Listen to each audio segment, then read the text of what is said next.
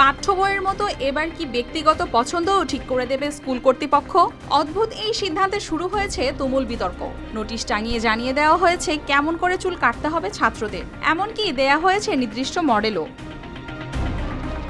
পাবনার সাথিয়া উপজেলা পরিষদ উচ্চ বিদ্যালয়ের শিক্ষার্থীদের জন্য নির্দিষ্ট করে দেওয়া হয়েছে নমুনা ছবিসহ চুল কাটার ধরন, যা ঘিরে পুরো এলাকায় শুরু হয়েছে আলোচনা সমালোচনা। গেল ৯ এপ্রিল বিদ্যালয়ের দেয়ালে স্বাক্ষরিত একটি নোটিশে বলা হয়েছে শিক্ষার্থীদের নির্ধারিত স্টাইলে চুল কেটে এবং নখ পরিষ্কার করে স্কুলে যেতে হবে। নির্দেশনা না মানলে দেয়া হয়েছে শাস্তিমূলক ব্যবস্থার সতর্কবার্তা।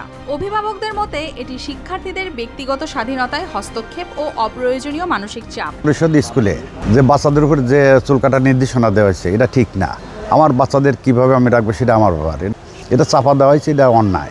এই নিয়মটা সম্পূর্ণ আমি মনে করি এটা সম্পূর্ণ একটা বেআইনি, এবং এই নিয়মটা যে স্কুলের যে কর্মকর্তা কর্মচারী এবং শিক্ষকরাও এটা যে চাপিয়ে দেওয়া হয়েছে এটা সম্পূর্ণ অনিয়ম। শিক্ষা প্রতিষ্ঠানের ছাত্রদের পোশাক, চুল, নখ এগুলো যথাযথভাবে আছে কিনা স্কুল কর্তৃপক্ষ এগুলো নজরে রাখা দরকার। এখান থেকেই শিশুরা শিখে বড় হবে, যেটা তাদের যাপিত জীবনে কাজে লাগবে। ১.৫ যুগ ধরে ভালোবাসার নিড়ে এসিআই পিওর সল্ট।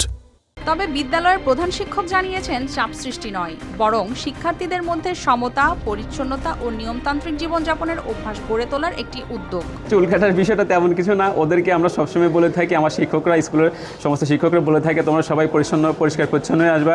আসলে পাঠ্য বই তো সবসময় আমরা অ্যাকচুয়ালি পাঠদান করে থাকি, তো যদি একটু শৃঙ্খলা যদি চুল কেটে আরেকটু সুন্দর হয় তো দেখতে আরও সুন্দর লাগে। আইন না বলে শাস্তি বলে কিছু নেই এখানে, বাচ্চারা এরকম শাস্তি দেওয়ার কোনো অধিকার নেই। উপজেলা নির্বাহী কর্মকর্তার বক্তব্যেও শোনা যায় একই কথা।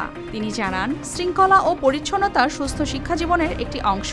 সাথিয়া পরিষদ উচ্চ বিদ্যালয়ে সম্প্রতি একটি নোটিশকে কেন্দ্র করে অনেক ধরনের পজিটিভ নেগেটিভ কিছু কথা এসেছে। তো সেক্ষেত্রে আমি বলবো যে আমি খুব সাধারণ একটি ধারণা থেকে এটা করেছি। সহজ কথা যদি আমি বলি যে তারা পরিপাটি হয়ে কিভাবে স্কুলে আসবে সেই বিষয়টাকেই কিন্তু আমি ফোকাস করেছি। তবে এই সিদ্ধান্তে একদিকে যেমন প্রশ্ন উঠেছে ব্যক্তি স্বাধীনতা নিয়ে, অন্যদিকে শৃঙ্খলা ও নিয়মের বিষয়টিও এসেছে নজরে। এই বিতর্ক শেষ পর্যন্ত কোন দিকে গড়ায় সেটি এখন দেখার বিষয়। News desk, RTV।